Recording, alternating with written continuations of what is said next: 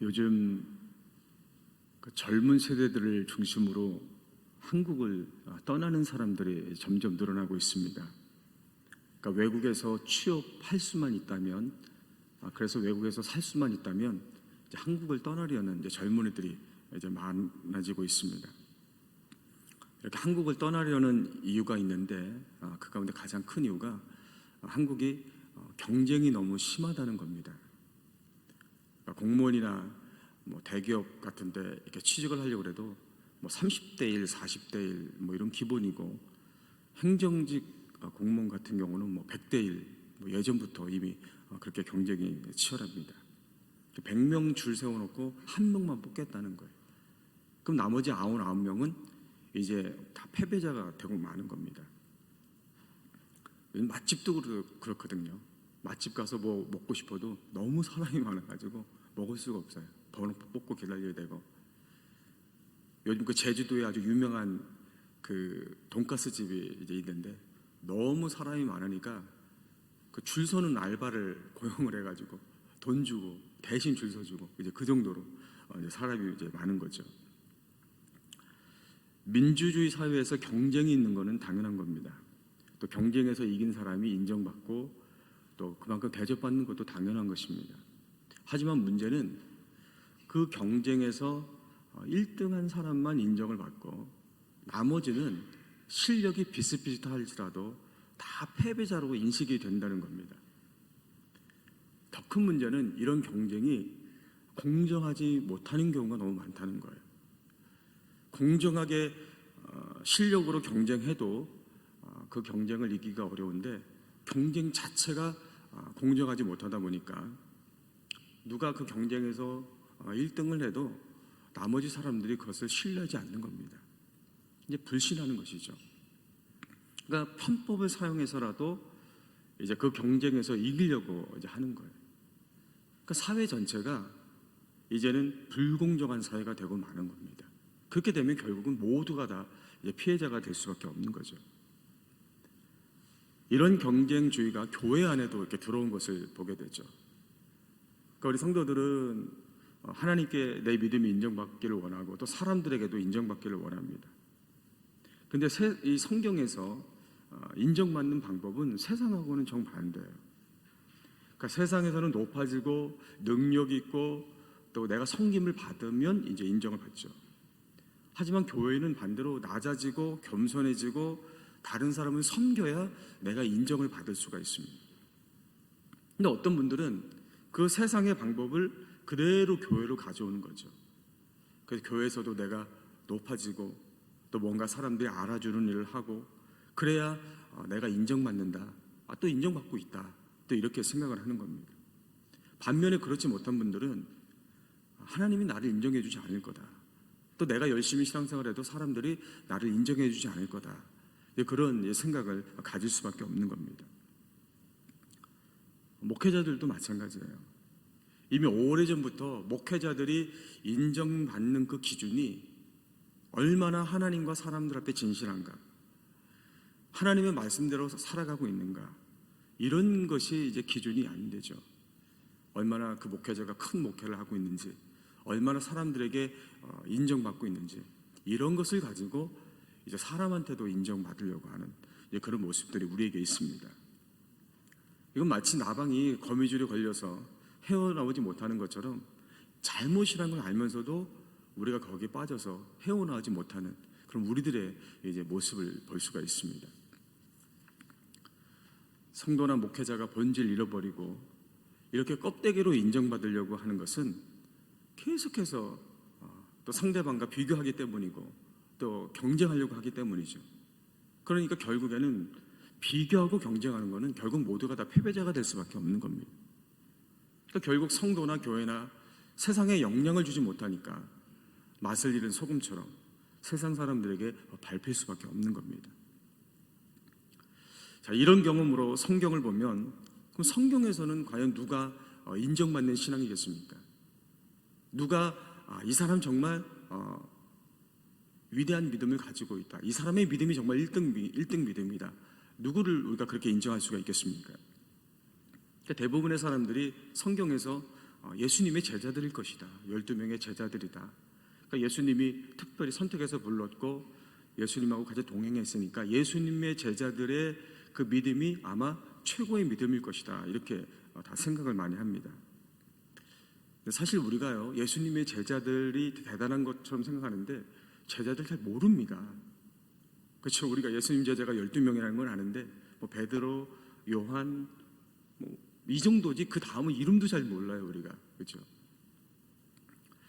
성경에도 보면 대개 뭐 베드로나 요한 이런 제자들은 나오지만 나머지 제자들에 대해서는 별로 그렇게 소개가 없습니다. 자, 그렇다고 해서 이 12명의 제자 중에서 베드로나 요한이 아주 신앙적으로 아주 위대하고 나머지 제자들은 별로 믿음이 없다는 겁니까? 그런 게 아니죠. 우리가 잘은 모르지만 적어도 이 가룟 유다를 제외하고 나머지 제자들은 모두가 똑같이 믿음의 삶을 살다가 정말 주님께 인정받는 그런 믿음의 삶을 살다가 순교했을 것이다. 그렇게 우리가 생각을 합니다. 또 예수님의 12제자와 함께 우리가 인정하는 사람이 있는데 바로 이제 사울, 이제 바울입니다. 그러니까 사실 예수님의 12제자보다 우리가 더 이렇게 무게를 두는 게 바울이죠. 왜냐하면 신약 성경을 보면 제자들보다 이 바울의 분량이 훨씬 많습니다. 그러니까 제자들이 성경을 쓴 것보다 바울이 쓴 성경도 훨씬 많고요. 그래서 우리가 이 바울의 인생을 보면서 정말 바울은 예수님처럼 살았던 그런 위대한 전도자다. 아마 바울만큼 위대한 믿음을 가진 사람은 없을 것이다. 우리가 이렇게 이제 많이 생각을 합니다. 근데 정작 이 사울은 자신에 대해서 좀 놀라운 그런 얘기를 합니다. 우리 고린도전서 9장 24절과 25절 좀 같이 보겠습니다. 자, 시작. 운동장에서 다름질하는 자들이 다 달릴지라도 오직 상을 받는 사람은 한 사람인 줄을 너희가 알지 못하느냐. 너희도 상을 받도록 이와 같이 다름질하라. 이기기를 다투는 자마다 모든 일에 절제하나니 그들은 썩을 승리자의 관을 얻고자 하되 우리는 썩지 아니할 것을 얻고자 하노라. 고린도에서는 이제 지금처럼 한 2년마다 이렇게 올림픽 같은 경기가 이렇게 열렸습니다. 그 경기를 하면 1등밖에 인정을 안 해줍니다. 뭐 달리기를 하든 뭘 하든 가장 중요한 건 1등이에요. 그러니까 1등에게만 영광이 있는 것이고 1등에게 그 월계관을 씌워줍니다. 뭐 2등, 3등은 아무 이제 의미가 없는 것이죠. 하지만 이 영광의 월계관도 시간이 지나면 마르고 썩어서 버릴 수밖에 없다는 것이죠. 그런데 예수님은 우리에게 영원히 시들지 않는 의의 멸관을 주신다. 이렇게 말씀을 하고 있는 거예요. 그러면서 이 영원히 썩지 않을 이 의의 멸관을 누구에게 주시느냐? 7절과 8절에 나와 있어요. 디모데후서. 우리 또 같이 보시겠습니다. 자, 시작. 나는 선한 싸움을 싸우고 나의 달려갈 길을 마치고 믿음을 지켰으니 이제 후로는 나를 위하여 의의 멸관이 예비되었으므로 주 곧 의로운 재판장이 그날에 내게 주실 것이며 내게만 아니라 주의 나타나심을 사모하는 모든 자에게 노리라. 자, 사울이 이제 죽음을 이제 앞두고 유언처럼 이제 말씀을 하고 있는데 나는 일평생 믿음의 달리기를 했기 때문에 예수님이 내 믿음을 인정해 주실 것이다. 그리고 그 의의 멸관을 나에게 상으로 주실 것이다. 이렇게 얘기를 하고 있는 거예요. 당연한 것이죠. 그러니까 사울이 온 인류를 통틀어서 그 믿음의 경주에서 가장 위대한 삶을 살았기 때문에 그 누구도 부인할 수가 없죠. 그러니까 사울이 그 멸관을 받는 것에 대해서 반대할 사람은 아무도 없습니다. 근데 사울이 놀라운 얘기를 하는 것이죠. 우리가 생각할 때는 사울만 의의 멸관을 받아야 되는 거거든요. 근데 사울은 그렇게 얘기 안 해요. 8절을 다시 한번 보시면 이제 후로는 나를 위하여 의의 멸관이 예비되었으므로 주 곧 의로우신 재판장이 그날에 내게 주실 것이며. 그러니까 사울이 예수님께 받는 건 당연한 겁니다. 그런데 뭐라고 얘기했냐면 내게만 아니라 주의 나타나심을 사모하는 모든 자에게도다. 이렇게 말씀하고 있어요. 그러니까 의로운 재판장이신 예수님이 사울의 신앙을 인정해서 의의 멸관을 주시는데 그건 당연한 거예요. 근데 사울에게만 주시는 것이 아니라 누구든지 주의 나타나심을 사모하는 모든 자에게도 똑같이 주신다는 거지. 다시 말하면 사울처럼 1등을 해야만 의의 면류관을 받을 수 있는 것이 아니고 의로운 재판장이신 예수님이 인정하시기만 하면 그 누구도 사울처럼 의의 면류관을 받을 수가 있다는 것입니다. 여러분 기대되지 않습니까? 세상에서는 1등만 상을 받을 수 있는 거예요. 뭐 2등, 3등 아무 의미가 없는 거예요. 그것도 세상에서 받는 상은 지금은 영광스러운 것 같지만 다 썩어 없어질 것들입니다. 근데 신앙생활에서는 이 위대한 사울뿐만 아니라 누구든지 예수님이 인정하시기만 하면 영원히 변하지 않는 의의 면류관을 받을 수가 있다는 거예요. 또 예수님 그렇게 하기를 원하신다는 것이죠. 저는 2020년에 여러분 모두가 정말로 예수님이 인정하시는 그런 신앙생활을 잘하셔서 의의 면류관을 받을 수 있기를 주의 이름으로 축복합니다. 예수님이 인정하시고 의의 면류관을 주시는 그 신앙은 어떤 신앙입니까? 우리가 읽은 이 사도행전 9장 17절부터 22절까지 보면 두 부류의 사람들이 나오게 되는데, 이 사람들은 어떤 사람들이냐면 사울이 장차 바울이 될 수 있도록 도와준 이제 그런 역할을 하는 사람들이었습니다. 그러니까 다시 말하면 교회와 그리스도인들을 핍박하고 영원히 지옥에 갈 수밖에 없었던 이 사울을 일평생 전 세계에 복음을 전하는 위대한 1등 신앙으로 만든 사람들이 바로 이 두 부류의 사람들이에요. 그래서 예수님은 이들이 비록 사울처럼 능력 있고 유명하고 많은 사람들에게 인정받지 않았지만 이 사울이 바울이 될 수 있도록 했기 때문에, 사울을 바울로 만드는 역할을 했기 때문에 사울을 인정하신 것처럼 이들도 주님 똑같이 인정해 주셨다는 것이죠. 그럼 그 사람들이 누구냐? 두 부류인데 첫 번째는 아나니아라고 하는 제자입니다. 우리 17절 18절 보겠습니다. 자, 우리 같이 보겠습니다. 자, 시작. 아나니아가 떠나 그 집에 들어가서 그에게 안수하여 이르되, 형제 사울아, 죽은 네가 오는 길에서 나타나셨던 예수께서 나를 보내어 너를 다시 보게 하시고 성령으로 충만하게 하신다 하니 즉시 사울의 눈에서 비늘 같은 것이 벗어서 다시 보게 된지라. 일어나 세례를 받고. 사울이 다메섹으로 가다가 부활하신 예수님 만났습니다. 눈이 멀어가지고 이제 앞을 보지 못하니까 집가라는 동네 가서 유다라는 사람 집에서 있었어요. 그러니까 이때까지는 사울이 그냥 사울인 거예요. 달라진 게 없어요. 그러니까 사울이 부활하신 예수님 만났지만 자기가 만난 그 예수님이 누군지 정확히 모르는 거죠. 예수님 누구십니까? 물어보니까 나는 네가 핍박하는 예수다, 이렇게 지금 알고 있는 거거든요. 게다가 지금 사울은 앞도 제대로 못 보죠. 정신이 없는 겁니다. 그러니까 예수님을 만났지만 그 예수님을 하나님의 아들로 믿지 않는 그런 상태였습니다. 그런데 아나니아라는 제자가 예수님의 음성을 듣고 사울을 찾아가서 형제 사울아 그러면서 안수해주고 세례를 주었습니다. 그러니까 성경에는 아나니아가 사울에게 안수 주고 또 세례를 줬다 이렇게 기록하고 있지만 아나니아가 그냥 막 하진 않았을 거예요. 물론 성경에도 보면은 왜 사울을 찾아왔는지 얘기를 해주고 있잖아요. 그러니까 이 아나니아가 사울을 찾아왔을 때 왜 내가 너에게 안수를 줘야 되는지, 그리고 사울이 왜 세례를 받아야 되는지 이 아나니아가 충분히 설명을 했을 것입니다. 내가 다메섹에서 만났던 그 예수가 어떤 분인지, 그리고 내가 바로 그 예수님으로부터 말씀을 듣고 지금 너를 찾아왔다는 것을 사울에게 다 설명을 했을 거예요. 그래서 사울이 지금 세례를 받았다고 그랬거든요. 그러니까 사울이 세례를 받았을 때 그냥 받은 게 아닐 거예요. 여러분 세례 받을 때 어떻게 받습니까? 교회에서 그냥 받으라니까 세례 받는 거예요? 아니잖아요. 세례가 뭔지, 내가 세례를 왜 받아야 되는지, 그리고 내가 세례를 받아야 되겠다라고 믿음으로 동의했을 때 세례 받는 거거든요. 그러니까 사울이 아나니아에게 지금 세례를 받을 때도 마찬가지라는 것이죠. 아나니아를 통해서 자기가 만났던 그 예수가 누군지, 그 예수에 대한 복음을 들었을 겁니다. 그래서 내가 죄인이구나, 내가 하나님의 아들이신 예수를 믿어야 그 죄에서 용서받고 구원받을 수 있구나, 이것을 사울이 깨닫고 믿고 비로소 아나니아에게 세례를 받았던 것입니다.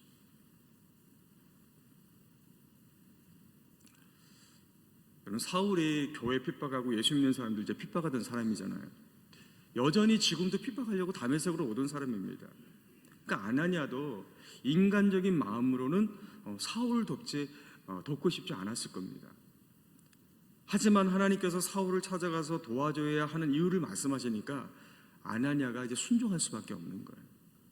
어떤 말씀이냐면 9장 15절 말씀을 보시면 주께서 이르시되 가라, 이 사람은 내 이름을 이방인과 임금들과 이스라엘 자손들에게 전하기 위하여 택한 나의 그릇이다.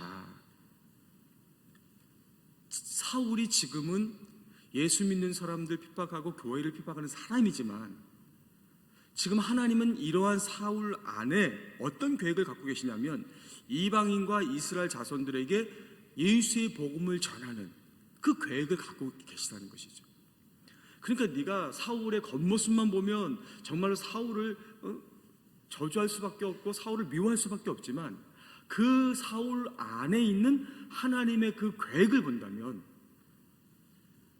아나니아가 그 사울을 긍휼히 여기고 그 사울에게 세례를 줄 수가 있는 것이죠.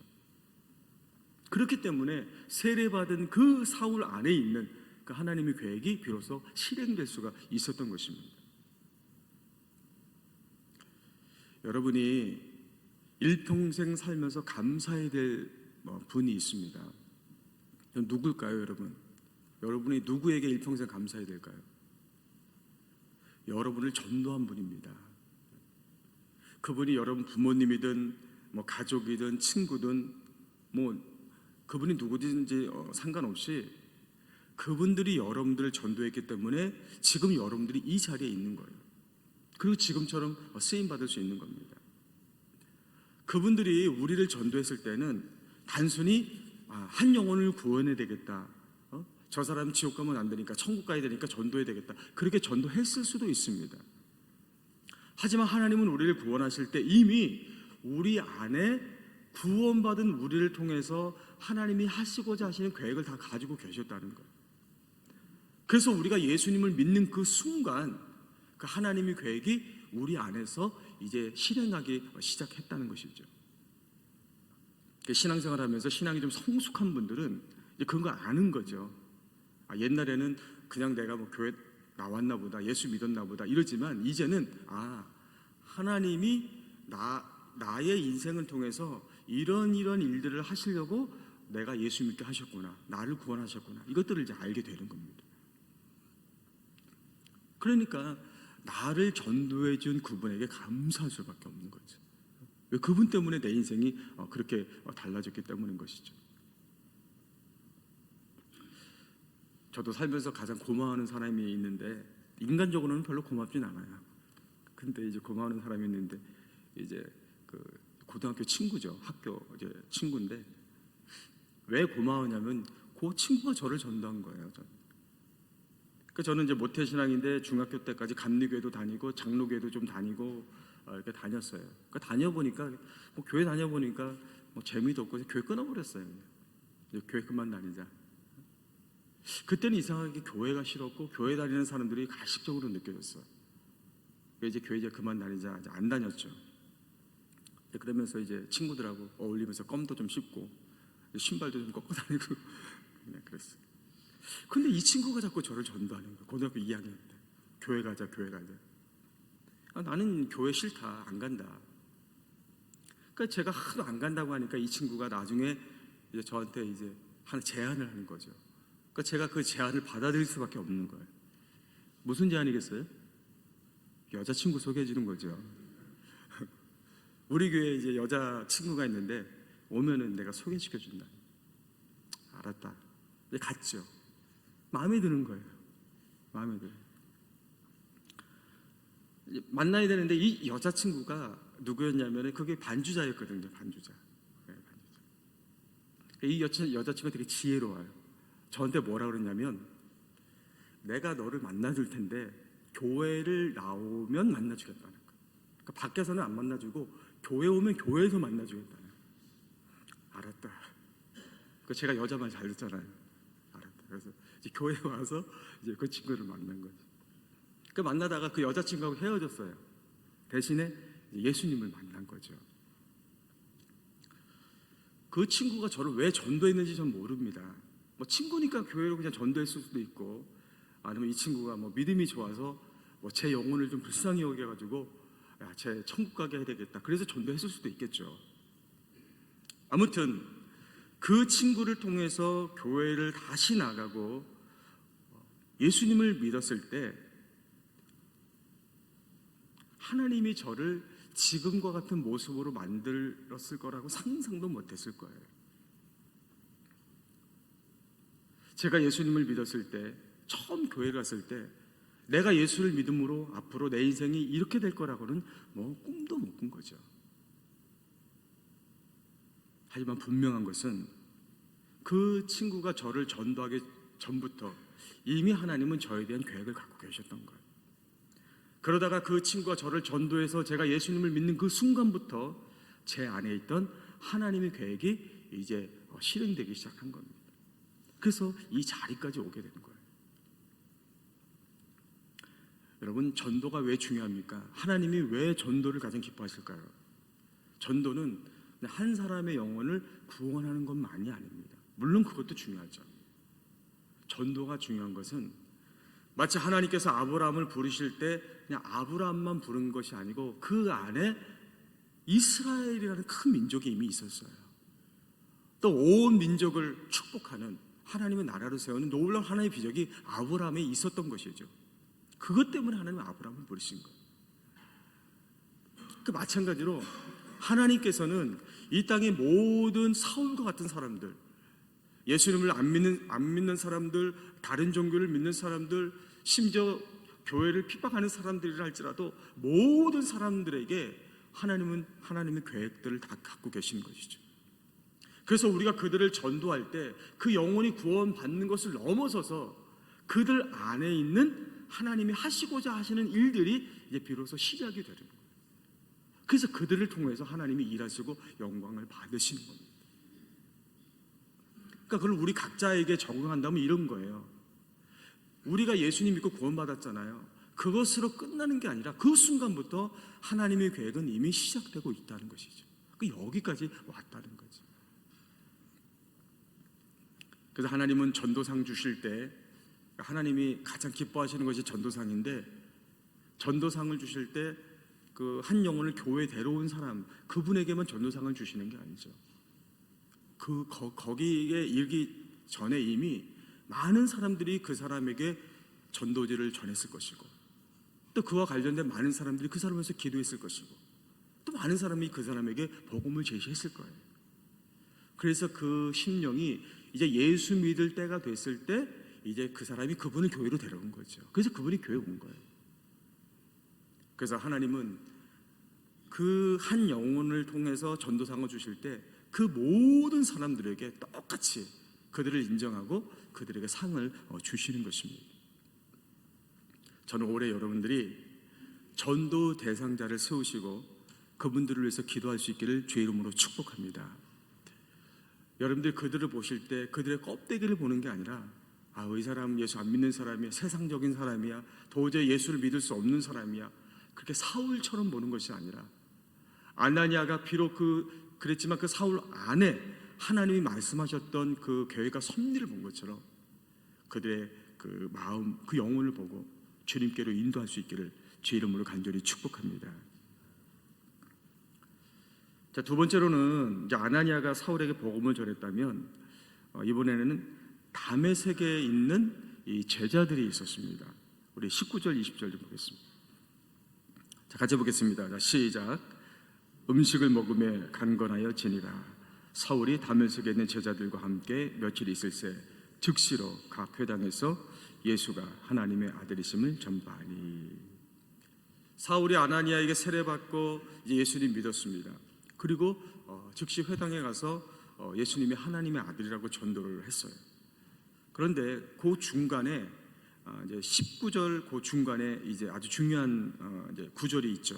어떤 구절이냐면 사울이 다메섹에 있는 제자들과 함께 며칠 있을새, 이 구절이 이제 나옵니다.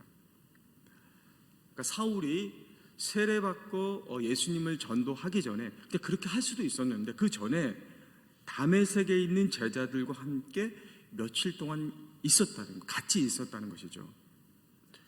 자, 그럼 사울이 세례받고 예수님을 전하기 전에 왜 이 다메섹의 제자들과 며칠 동안 같이 있었을까? 사울이 예수님 믿기 전에는 유대교를 믿은 사람입니다. 그러니까 유대교는 하나님을 유일신으로 믿고 구약 성경만 믿는 사람들이죠. 그리고 예수님을 메시아로 인정하지 않고 선지자 중에 한 사람으로 그렇게 인정합니다. 그래서 유대인들은 지금도 메시아가 오기를 기다리고 있는 사람들이에요. 그러니까 사울은 지금 이 유대교를 믿고 있었거든요. 그런데 아나니아를 통해서 그 예수님이 하나님의 아들이라고 이제 믿게 된 거예요. 근데 거기까지인 거예요. 그러니까 사울이 복음을 듣고 예수님이 하나님의 아들이라는 것까지는 아는데 그 다음은 모르는 거예요. 그 하나님의 아들이신 예수님이 어떤 분인지, 그 도대체 이 세상에 와서 어떤 말씀을 가르쳤는지 거기에 대해서 이 사울은 모르는 것이죠. 왜냐하면 사울이 생전에 예수님 만난 적도 없고 예수님 가르침을 받은 적도 없고, 그러니까 사울은 단순히 예수 믿는 사람들을 핍박할 줄만 알았지 정작 자기가 핍박하던 그 예수님이 어떤 분이고 어떤 가르침을 했는지는 전혀 모르는 거예요. 이런 사울이 예수님의 어떤 가르침을 배울 수 있는 유일한 방법이 있죠. 그게 뭡니까? 예수님이 살아계실 때 직접 예수님의 가르침을 받았거나 아니면 예수님의 12 제자를 통해서 그 가르침을 받은 또 다른 제자들, 그 제자들을 통해서 예수님에 대해서 이제 배우는 거예요. 훈련을 받는 거죠. 그러니까 여기 지금 다메섹에 있는 제자들 이렇게 나오잖아요. 이 다메섹에 있는 제자들이 어떤 제자들이겠습니까? 아마 이런 제자들이겠죠. 나이가 좀 있는 제자들이라면 정말 예수님이 계실 때 예수님을 정말 목격했던 사람들일 수도 있고 제자들일 수도 있고, 아니면은 예수님의 12 제자들을 통해서 그 예수님의 가르침을 받은 사람들일 수도 있고, 최소한도 여기 제자들이라고 표현을 했다면 적어도 예수님이 어떤 제자들을 통해서 분명한 예수님의 가르침을 전수받은 그 사람들, 그러니까 지금 제자들이라고 얘기하는 거거든요. 그러니까 사울이 이 제자들과 함께 있으면서 자기가 믿고 있는 예수님이 어떤 분인지 가르침을 받고 훈련을 받은 거예요.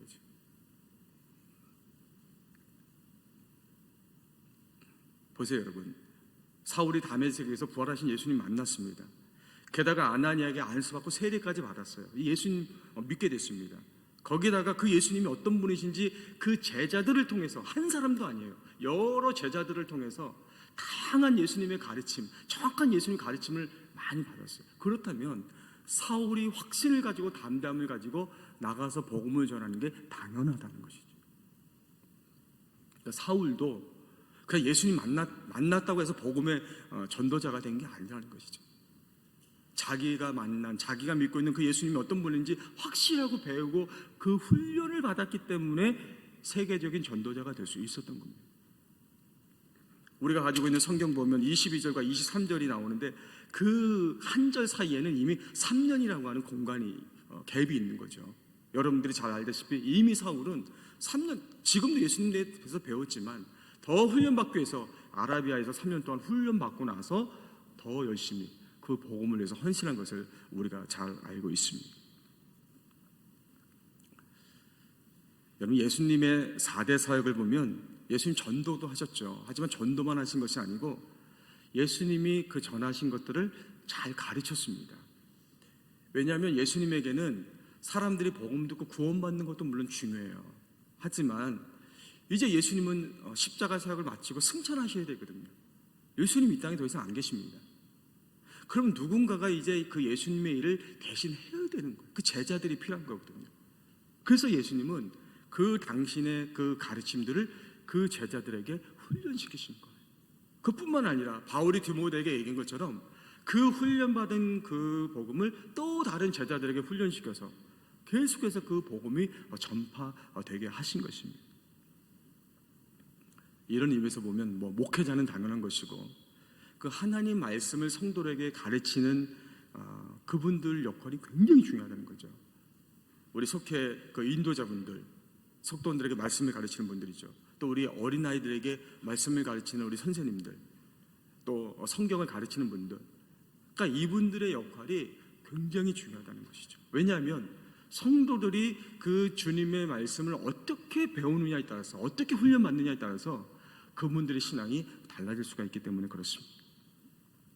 우리 교회가 이제 말레이시아의 난민학교를 세웠죠. 특별히 아시다시피 그 이슬람의 아이들을 이제 대상으로 이제 우리가 교육을 시키잖아요. 아이들을 교육시키는 것이 굉장히 중요합니다. 어른과 아이가 있을 때 똑같은 교육을 해도 어른들은 잘 바뀌지를 않아요. 근데 이 아이들이 바뀌는 그 마지노선이 언제냐면 초등학교까지입니다. 되게 12살, 13살 그때까지. 그러니까 아이들이 그 초등학교 이전에 그 배운 것이 평생을 가는 거예요. 어른들은 좀 달라요. 좀 어렵습니다. 그러니까 그 난민 아이들, 그 초등학생, 그 어린 아이들에게 우리가 말씀을 가르치는 것이 지금이 볼 때는 아무것도 없는 것 같아요. 남는 게 없는 것 같죠. 왜? 거기 안에 씨앗이 뿌려진 거니까. 하지만 그 아이들이 점점 자라서 어른이 되었을 때는 자기들이 어렸을 때 배웠던 그 말씀이 그 안에 평생 남아있는 거거든요. 그렇기 때문에 그 아이들이 어렸을 때에는 그 이슬람 국가에서 그 아이들이 선교사가 될 수가 있는 거고, 교사가 될 수가 있는 거고, 목회자가 될 수도 있는 것이죠. 그러니까 그 말씀으로 교육받은 그 아이들이 앞으로 어떻게 쓰임받을 수 있는 건 그건 아무도 모르는 거죠. 르완다에 우리가 이제 그 초중등 학교를 이렇게 세우는, 하나님이 우리에게 또 그런 은혜를 주셨죠. 많은 사역들을 할 수 있는데 떡을 먹이는 것은 먹으면 이제 끝나는 거잖아요. 근데 학교는 다르다는 것이죠. 아이들에게 하나님의 말씀을 가르치는 것은 그 말씀은 그냥 빠져나가는 게 아니에요. 사라지는 게 아니죠. 어린 아이들에게 심겨져서 그것이 평생을 가는 거죠. 그 아이들이 그 척박한 아프리 땅에서 그 복음을 통해서 어른이 되었을 때 그들이 교사가 될 수 있고 의사가 될 수 있고, 물론 성경적인 가치관을 갖고 믿음을 가진 그런 믿음의 사람들이 돼서 그곳에서 하나님의 일들을 감당하게 되는 것입니다. 우리는 이미 다 예수 믿고 구원받았습니다. 성경 공부도 다 했고 훈련도 많이 받았습니다. 그럼에도 불구하고 우리가 계속해서 하나님의 말씀을 배우고 훈련받아야 될 이유가 있어요. 그건 뭐냐면 하나님이 우리를 통해서 하시고자 하시는 그 일들이 있는데 그것은 우리가 배우고 훈련받은 만큼 하실 수가 있다는 것입니다. 이런 거예요. 자동차가 있는데 믿음이라는 것은 믿고 구원받는 것은 자동차에 시동을 거는 것과 똑같아요. 그러나 그 자동차가 움직여야 될 거 아닙니까? 움직이는 건 뭡니까? 예수 믿고 구원받았지만 훈련받는 것이죠. 그것이 바로 뭡니까? 순종이고 말씀대로 살아내는 거예요. 그리고 자동차가 움직이는 거죠. 우리가 지금까지도 훈련받고 쓰임 받았지만 더 끊임없이 노력하고 훈련해야 되는 것은, 그것이 반복되어야 되는 것은 하나님이 우리를 통해서 하시고자 하시는 그 일이 완전히 이루어질 수 있도록, 정말 하나님이 원하시는 만큼 우리가 쓰임 받을 수 있도록 하기 위해서 우리는 끊임없이 노력하고 또 훈련받아야 될 줄로 믿습니다. 사랑하는 여러분, 사울은 이 세상에 한 사람밖에 없습니다. 모두가 사울이 될 수는 없어요. 그렇다면 우리가 할 수 있는 일은 뭡니까? 이 땅에 예수 믿기 전에 사울과 같은 사람, 그러나 그들을 긍휼히 여기고 그들 안에 있는 하나님의 긍휼과 그 계획을 보고 그들의 영혼을 전도하는 것입니다. 그래서 그들이 와서 구원받고 또 그들이 우리 교회 안에서 하나님 말씀을 잘 배워서 이제는 바울이 돼서 쓰임받을 수 있도록 하는 것, 그것이 바로 저와 여러분과 우리 교회의 사명인 줄로 믿습니다. 저는 앞으로 우리를 통해서 그런 하나님의 일들이 나타나기를, 우리 교회가 또 그렇게 쓰임받기를 주의 이름으로 간절히 축복합니다.